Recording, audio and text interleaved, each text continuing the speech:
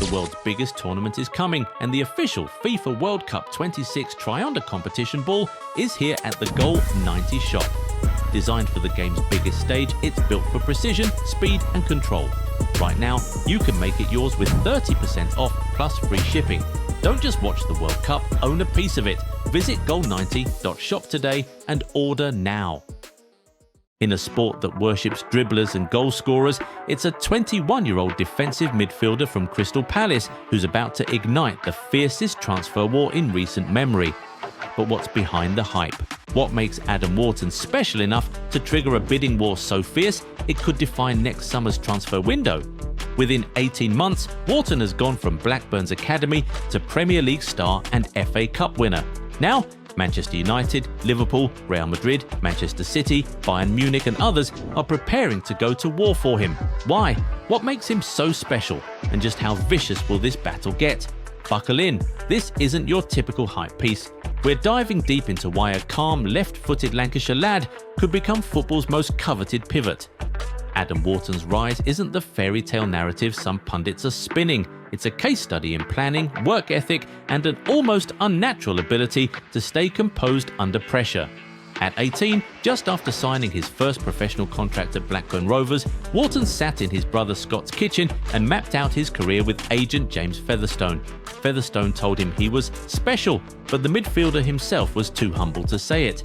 That plan, build physical strength, sharpen distribution, target England caps, has been executed with military precision. Wharton doesn't have the arrogance of some prospects. In fact, he barely speaks on the pitch. Former Blackburn defender Daniel Ayala recalled that when a gangly Wharton joined first-team training, he always seemed to have time on the ball even though he was under a lot of pressure and would never lose it. Ayala noted that Adam did not talk too much. He was shy on the outside, but it did not reflect on the pitch, and he played the way he always had done. This isn't about a kid who emerged out of nowhere. Wharton joined Blackburn at 6, dominated school tournaments to the point where his primary school played at Wembley and won. In August 2022, he made his full championship debut and was man of the match. Within 6 months, he was being watched by Premier League scouts. Crystal Palace acted decisively, signing him for £22 million in January 2024. After the nightmare of his Palace debut when he lost possession to concede a goal in a 4-1 thrashing against arch-rivals Brighton, he started their remaining 15 matches and became an integral part of Oliver Glasner's exciting team that recorded 6 wins in their final 7 games. That initial investment already looks like a bargain. In the FA Cup final against Manchester City in May, Wharton produced a masterclass in control without the ball. Despite being 21, he was not dribbled past once, registered 4 ball recoveries and won 5 duels. Only centre-back Chris Richards made more blocks. Palace's plan was to cede possession and counter. Wharton became the valve, intercepting passes and launching breaks. City literally couldn't get past him. That performance highlighted why he's crucial to his team's strategy out of possession. It's the kind of display that quietly wins finals and triggers transfer scrambles. His numbers back it up. In the Premier League this season, Wharton has created 11 chances, recovered the ball 27 times and completed 6 dribbles. He is one of only 4 Premier League players who match that criteria across the first 7 weeks of this season. The others are Sandro Tonali of Newcastle, Lucas Paquetá of West Ham and Declan Rice of Arsenal. Wharton does not make as many passes per game as the 3 players mentioned above or offer as much of a goal threat, but that is primarily down to the slightly deeper role Palace manager Oliver Glasner asks him to perform.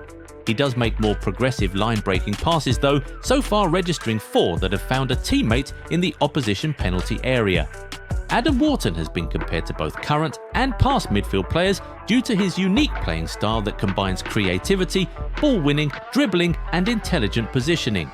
He has been compared to pre-ACL Rodri. He combines energy, precise passing and ball-winning bite, the same blend that propelled Rodri to the Ballon d'Or in 2024.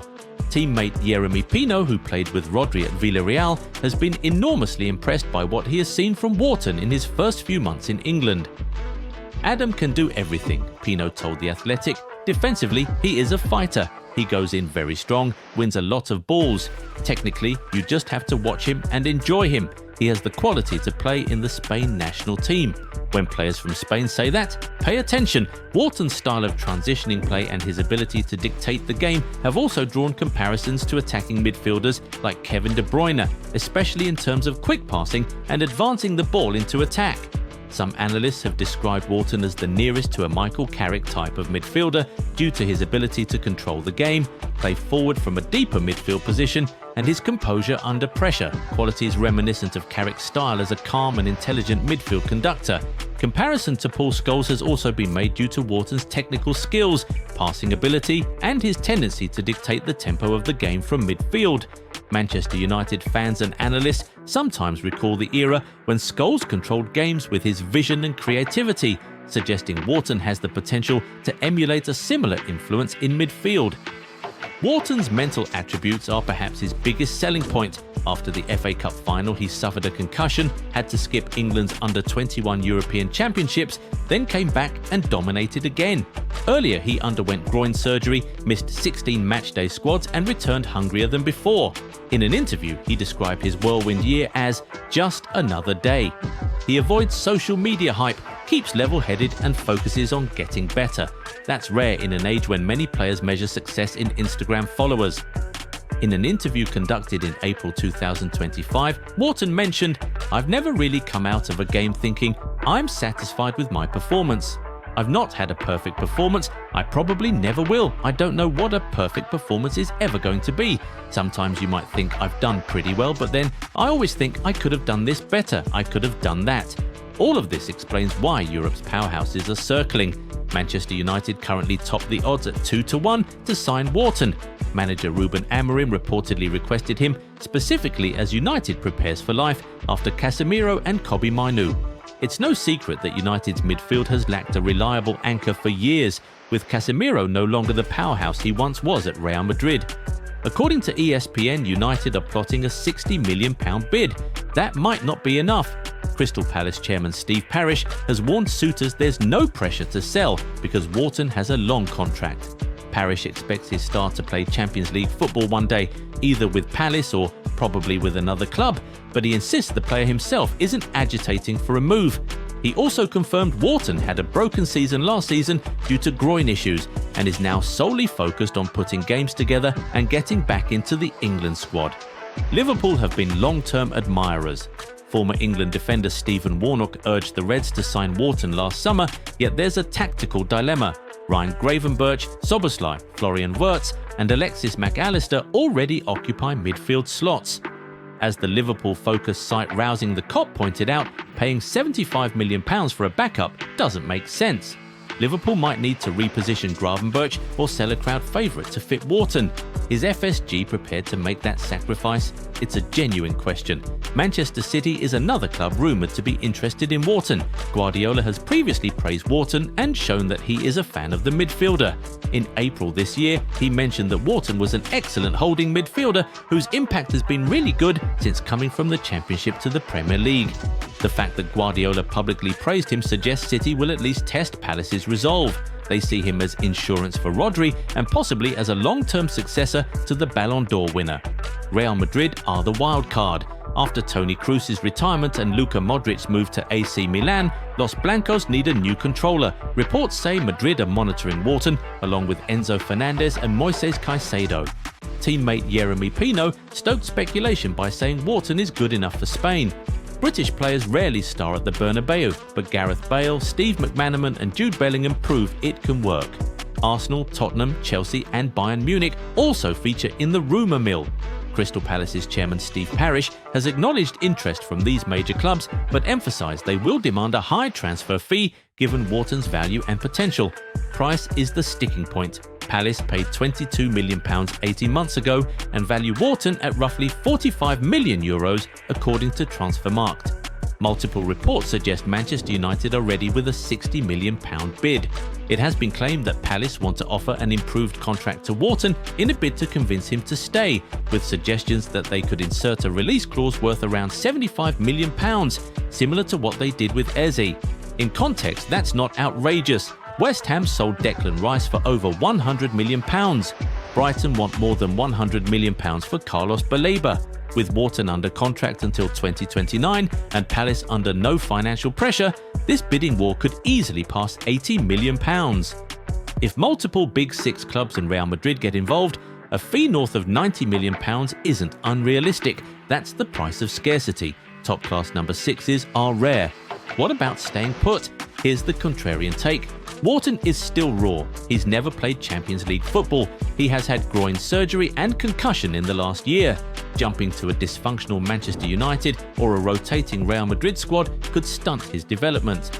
Palace coach Oliver Glasner has built a system around him. He plays every week. The team won the FA Cup and Community Shield while going 19 games unbeaten.